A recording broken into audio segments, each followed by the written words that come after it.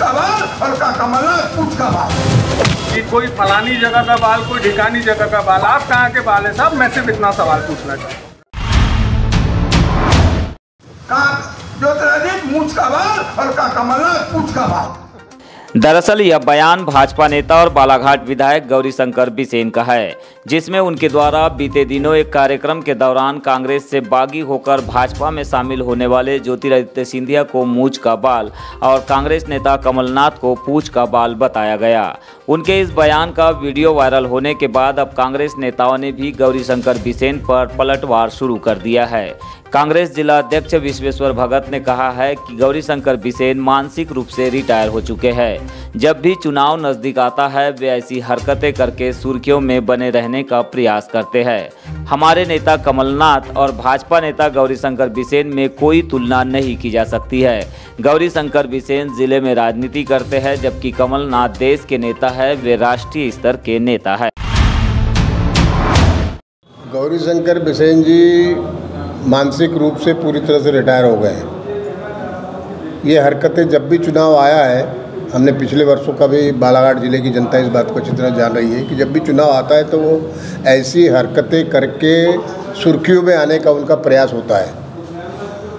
ये निश्चित रूप से इनकी और कोई कमलनाथ जी की कोई वो नहीं है, कोई तुलनात्मक वो नहीं की जा सकती। ये कहाँ अपने ज़िले में अपना प्रतिनिधित्व नहीं निभा पा रहे हैं तो कहाँ वो देश के नेता, कमलनाथ जी देश के नेता है, मध्य प्रदेश के पूर्व मुख्यमंत्री हैं और राष्ट्रीय लेवल के नेता है हमारे वो, और उनको इस तरह के गंदे गंदे शब्दों का प्रयोग करने वाला ये व्यक्ति पूरी तरह से मानसिक रूप से त्रस्त है। कांग्रेस के कार्यकारी अध्यक्ष नितिन भोज ने भी बालाघाट विधायक गौरीशंकर बिसेन पर निशाना साधा है। उन्होंने कहा है कि यदि गौरीशंकर बिसेन के परिजन उनके मानसिक रूप से विक्षिप्त होने का इलाज नहीं करा पा रहे हैं तो मैं इसके लिए तैयार हूँ। विदेश में भी इलाज कराने की जरूरत पड़ी तो मैं पीछे नहीं हटूंगा। कमलनाथ जी के लिए कहा है वो निंदनीय है, घटिया है और सिर्फ ऐसी ओछी राजनीति करके ऊट पटांग बोल के, हमारे वरिष्ठ नेताओं को बोल के, ऊट पटांग बोल के सिर्फ एक झूठा फ्रेम, जिसको कहते फ्रेम पाना, वो पाना चाहते हैं गौरीशंकर बिसेन जी। इसके अलावा कुछ नहीं है। और मैं आपको बताते हूँ कि ये मेंटली रिटायर्ड पर्सन है, इसका कुछ इलाज नहीं है। ये बिल्कुल दिमाग से असंतुलित हो चुके हैं। और दोबारा बोलता हूँ, इनके परिवार वाले अगर इनका इलाज नहीं करा सकते तो नितिन बहुत सक्षम है। इनको विदेश में जहाँ जाए, जहाँ ये चाहेंगे, जहाँ डॉक्टर सजेस्ट करेंगे, मैं वहाँ जाके इनका उपचार करूँ। इसी तरह कांग्रेस के युवा नेता अनुराग चतुर्मोहता ने भी गौरीशंकर बिसेन को उन्हीं के अंदाज में जवाब दिया है। उन्होंने कहा है कि किसी को फलाना बाल तो किसी को ढिकाना बाल कहने से अच्छा गौरीशंकर बिसेन को यह बताना चाहिए कि वो कहाँ के बाल है।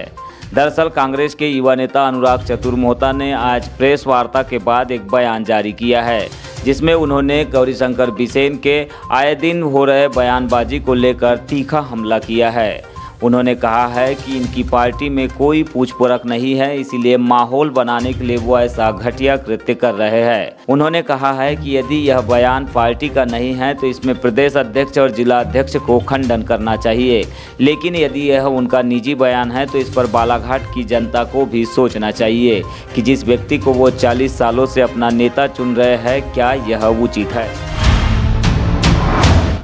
अगर उनका ये व्यक्तिगत बयान है तो भाजपा को इस बात को, भाजपा जिला अध्यक्ष को और प्रदेश इकाई को इस बात का खंडन करना चाहिए कि ये गौरीशंकर बिसेन का व्यक्तिगत बयान है, इससे पार्टी का कोई लेना देना नहीं है।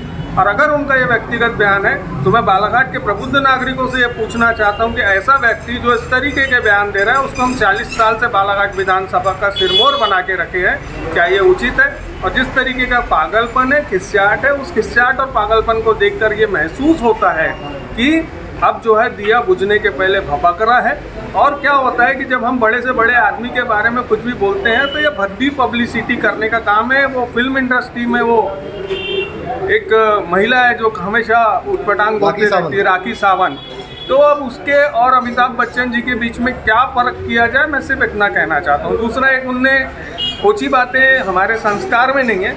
उनने अभी 2-3 दिन पहले एक बयान और दिए कि कोई फलानी जगह का बाल, कोई ढिकानी जगह का बाल, आप कहाँ के बाल है साहब? मैं सिर्फ इतना सवाल पूछना चाहता हूँ।